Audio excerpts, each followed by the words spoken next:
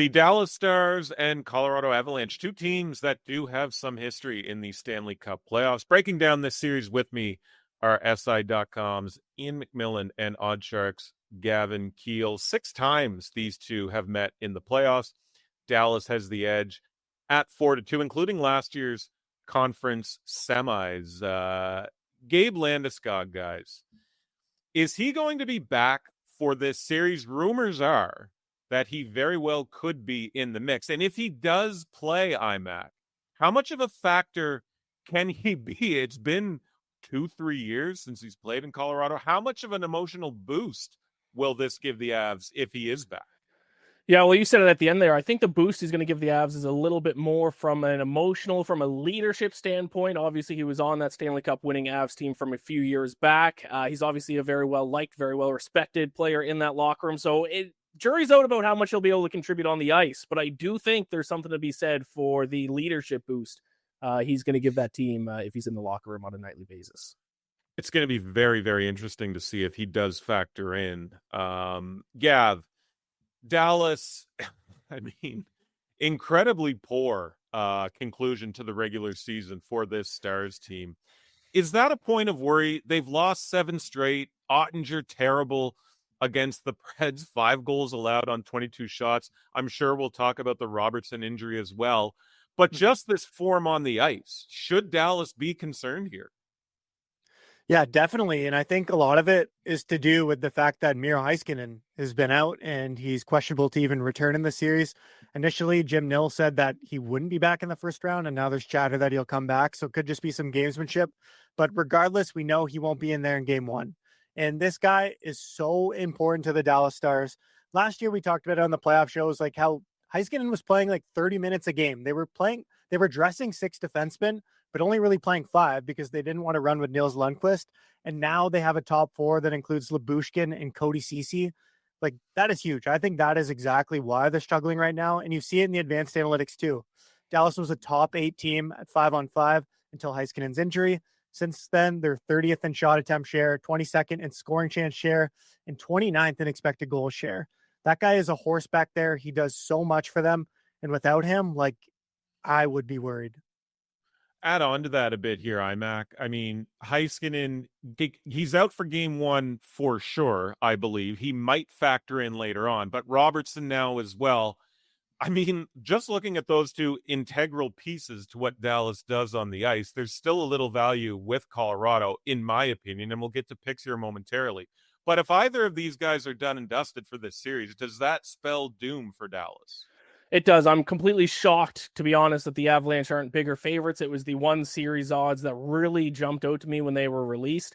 We've seen time and time again across, more than just the NHL, how important momentum is heading into the playoffs, and losing this many games in a row for the Stars. You're certainly on the opposite side of that momentum. Now, if they were playing against a team like the Minnesota Wild or maybe the St. Louis Blues in the opening round, then yeah, maybe I could see them figuring something out and winning the series. But now they have to face just a buzzsaw of a team in the Colorado Avalanche, a team that has won the Stanley Cup in recent years, a team that knows how to win in the postseason, a team that has guys like Nathan MacKinnon. It's going to be near impossible, in my opinion, for the Stars to be able to bounce back from this late season collapse and be able to pull one out against, one of the scariest playoff teams in the league. I mentioned Oettinger earlier when I was talking about that Stars losing streak. But Gav, how much of an advantage does Dallas have between the pipes in this series, especially when it comes to something like experience with Oettinger versus Blackwood? And, maybe is Oettinger the dude that can keep Dallas in this? Yeah, I think it's on paper like a lot closer than people would initially respect. Like, with all respect to Oettinger, like, I think he's kind of entering like the borderline overrated territory, to be honest. Like, he's always brought up, to me, at least from what I hear, like in conversations with Shesterkin, Hellebuck, Vasi, that's simply just not fair. I don't think he is that kind of guy. He ranks 18th among all goalies right now with at least 30 games played and goals saved above expected. So again, that puts him more in a area of like Cam Talbot, Aiden Hill, and then the guy on the other side, Mackenzie Blackwood. So I think it's fairly even. Again, though, like, Oettinger has played 47 playoff games. Blackwood has had 0. But if Dallas wants any chance to win the series, they really need Oettinger to be the guy. I want to get your guys' picks for the series, and I want to get into some player props as well. But before that, let's talk keys to the series for both teams here and X factors as well. But IMAC, I'll start with you. What do the Avs have to do to win this thing, and what can Dallas do to score an upset? Yeah, the Stars are actually kind of an interesting situation where they're kind of the Maple Leafs of the West in some way. And Gavin alluded to it earlier, where their advanced analytics, especially since the All-Star break, not good. 29th in 5-on-5 expected goals, 28th in Corsi percentage. But they have been able to shoot the puck and play pretty solid goaltending. Actually, second in the NHL in shooting percentage since the break, 7th in save percentage. So it does come down to, I know we've said his name a lot already, but Jake Oettinger, he has to play well. But even more importantly, I think these Stars need to score on a high percentage of their shots on goal. I think the shots in terms of just total shots per game, I think it's going to lean Avalanche pretty heavily. So the Stars need to take advantage of the opportunities that they get, and having a high shooting percentage plays into that. How about in your opinion, Gav? Dallas hampered by some key injuries here, like we addressed, but what can they do for an upset, and what does Colorado need to continue to do to make this thing easy on themselves? Yeah, well, for the Stars, like, there's really only one way I see it right now, especially with the injuries. Like, if Heiskanen's back, like, definitely more of a chance. And I alluded to this earlier, like, so did Ian, but Oettinger just has to be the guy. I don't know if they want to play track meet style hockey with the Colorado Avalanche. Don't get me wrong, the Dallas Stars, their forward group's still incredibly deep. But the one thing that worries me is just the speed of their team, too. Without Heiskanen, someone like him that can eat all those minutes, move the puck.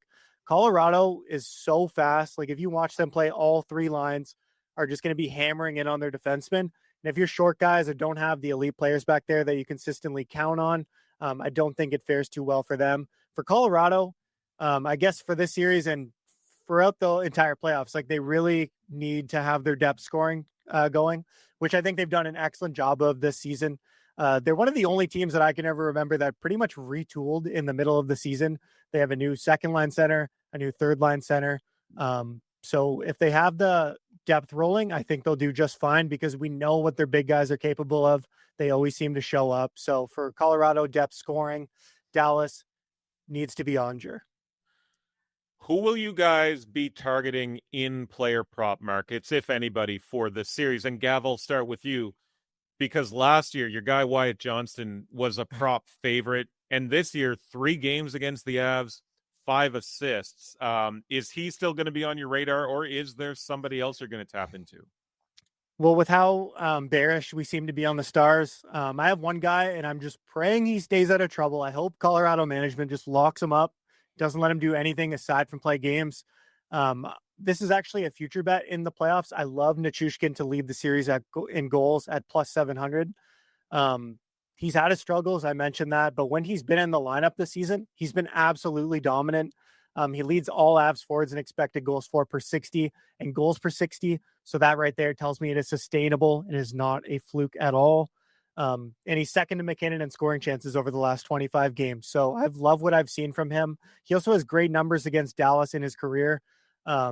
Sort of a revenge game, I guess, if you could even call it anymore, but only 4 goals and 2 assists in 11 playoff games. But last year, before he left, he had 2 goals and 1 assist in 3 games.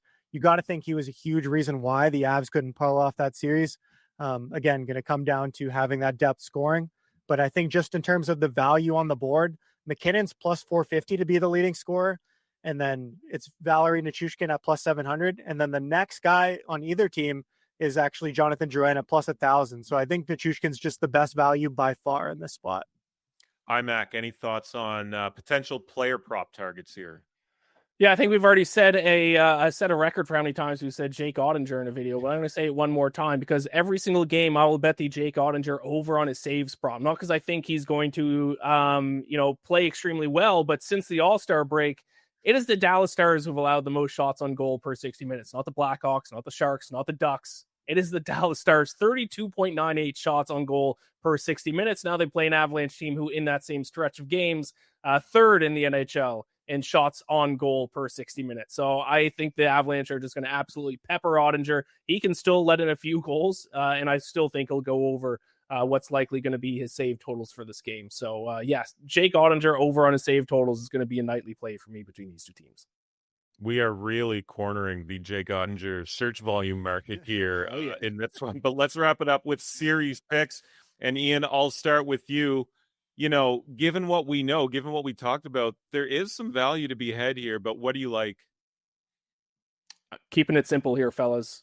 Colorado Avalanche to sweep the Dallas Stars 4-0. Oh, I know that's always, especially as bettors, you always think, oh, the other team might get one. It might be a gentleman's sweep, but no, I'm getting aggressive.